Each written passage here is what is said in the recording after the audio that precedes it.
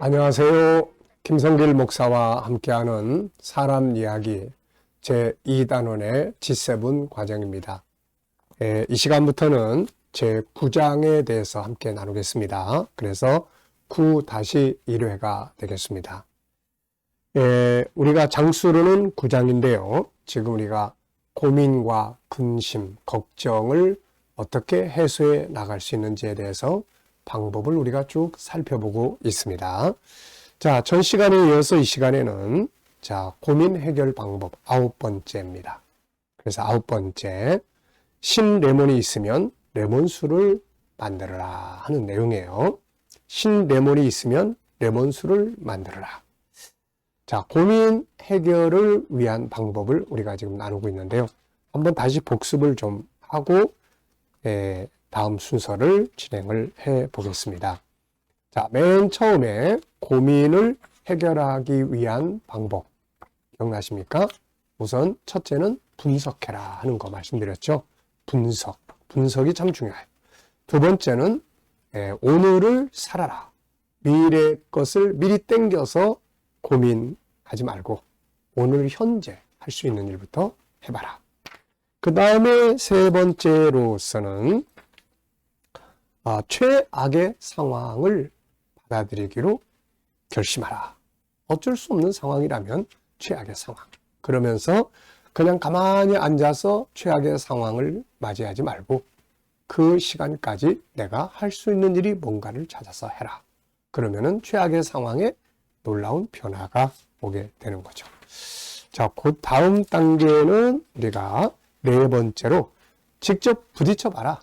고민만 하지 말고 직접 부딪혀 보면 전혀 다른 결과가 만들어질 수 있다는 거죠. 다섯 번째는 다른 일에 몰두해라. 다른 일에. 그냥 그 문제에만 매여가지고 막 고민하고 그러지 말고 다른 일에 집중해봐라 하는 거예요. 때로는 시간이 약일 때도 있다는 거죠. 그 다음에 여섯 번째는 톱밥을 켜려고 하지 마라. 이미 지나가 버렸으면 그거는 빨리 보내버려야지. 그걸 가지고 계속 자책하고 후회하고 이거 아무 의미가 없다.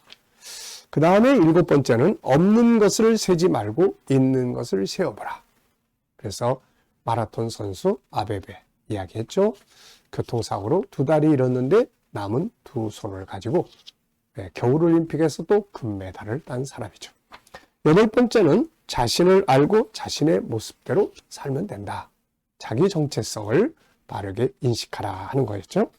그래서 남과 비교하지 말고 자기 것 소중히 여기고 내가 어떤 사람인지 자기의 본질적 정체성을 잘 알아라 하는 내용. 자, 이렇게 해서 이제 여덟 번째까지 이야기를 했고요. 이 시간에는 아홉 번째 이야기를 하려고 합니다. 신레몬이 있으면 레몬수를 만들어라. 이게 무슨 말일까요? 자, 레몬은 영양분이 풍성하지만 그러나 반대로 일반 과일처럼 먹을 수 있는 과일은 아니죠. 그래서 만약에 누가 레몬을 줬어요. 과일이라고. 그러면 먹지도 못하는 과일을 이걸 왜 줘? 그러지 말고 레몬 주스를 만들어서 마시면 된다. 그런 이야기예요. 그러니까 다시 이야기를 하면은 어떤 어려운 환경이 부딪혔으면 그 어려운 환경이 왔다고 막 절망하고 원망하고 탄식하고 그러지 말고 그 환경을 어떻게 사용할 수 있는지를 생각해봐라 하는 거죠. 자, 여기 이야기 하나가 있습니다. 어느 날 시카고 대학을 찾아가서 로버트 메이나드 허친스 총장에게 어떻게 고민을 처리하고 있는가를 물었습니다. 그러자 그는 이렇게 말했죠. 나는 시어스 로버크 컴퍼니의 사장 고 줄리어스 로젠 왈드의 증언인 레몬이 시면 레몬수를 만들라는 말을 명심하여 따르도록 하고 있습니다. 이렇게 대답을 했어요.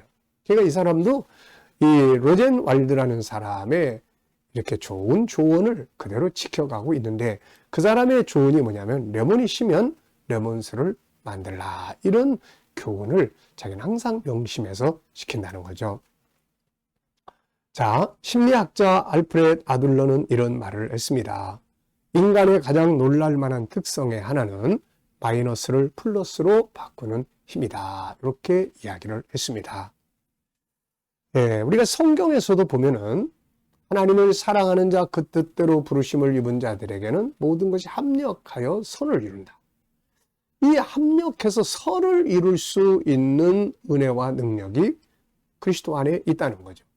빌립보서 4장 12절에서는 내게 능력 주시는 자 안에서 내가 모든 것을 할 수 있느니라. 이 환경을 바꾸면 되거든요. 이렇게 내 상황을 잘 활용을 하도록 하면 그것이 오히려 전환점이 돼서 참 안 좋은 환경이 내 인생의 축복의 도구가 될 수가 있는 거죠.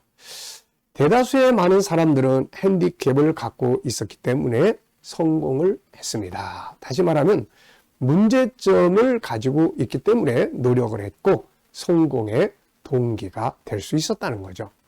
윌리엄 제임스는 이렇게 이야기를 합니다. 우리의 핸디캡 그 자체가 뜻밖에도 우리를 돕는다. 이렇게 이야기했어요. 밀턴이라는 사람은 앞을 보지 못했기 때문에 보다 뛰어난 시를 썼으며 베토벤은 귀가 멀었기 때문에 훌륭한 음악을 만들었는지도 모릅니다. 헬렌 켈러의 놀라운 생애 역시 앞을 보지 못하고 귀가 먼데 자극을 받아 가능했을 수도 있는 거죠.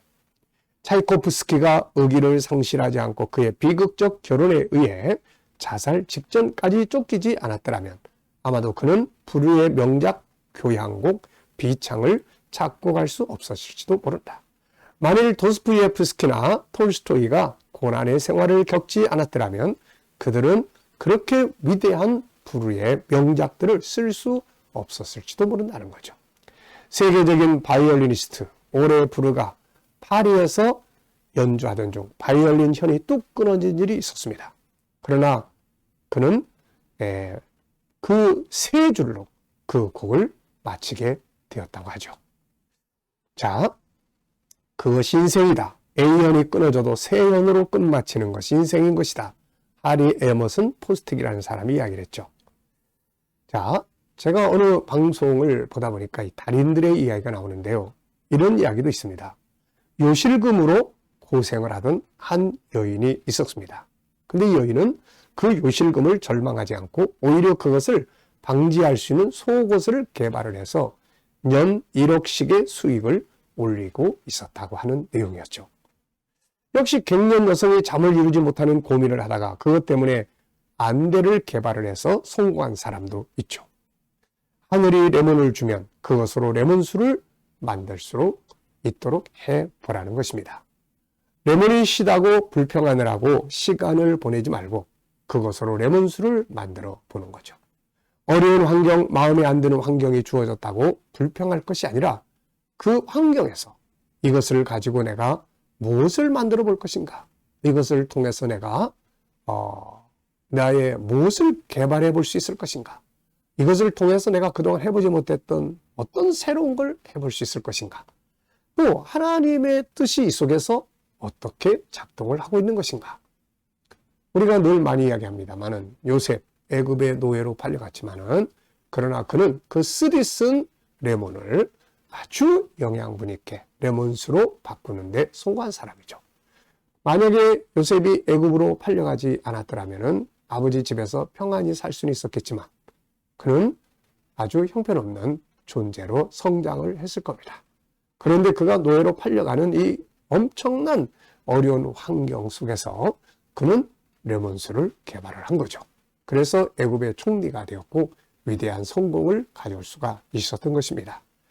지혜로운 부모는 아이의 실수 속에서 교육의 주제를 삼습니다. 어떤 아기가 우유를 먹다가 쏟았는데 그 어머니는 아이를 책망하는 대신에 그 자리에 미국의 지도를 그려주면서 이것이 네가 사는 미국이라고 설명해 줬다고 하죠. 어떤 환경도 나쁜 부분만 있는 게 아닙니다. 실패와 성공은 그 환경 속에 있는 부정적인 면을 볼 것인가 긍정적인 부분을 볼 것인가에 달려있는 겁니다. 지금 부딪혀있는 환경이 시리신 레몬 같은 고민 덩어리인가? 그렇다면 그것을 원망하고 불평하고 고민만 하지 말고 그 안에 있는 또 다른 장점의 요소를 찾아야 하는 것이죠. 그리고 그것으로 레몬수를 만들듯이 새로운 뭔가를 만들어 보는 겁니다. 위기라는 말은 위험과 기회가 합쳐진 말입니다. 위험만을 보고 두려워하고 걱정할 것인가 아니면 기회를 보고 희망을 갖고 나아갈 것인가는 본인의 선택이며 그 결과 역시 본인의 것이 되는 거죠. 자, 여러분들이 혹시 지금 시리신, 쓰디쓴 레몬수가 있다면, 레몬이 있다면 그걸 가지고 먹을 수 없는 과일이라고 비방하지 말고 레몬수를 만들어 보시기 바랍니다. 자, 이 시간 말씀 여기까지 하고 마치겠습니다. 감사합니다.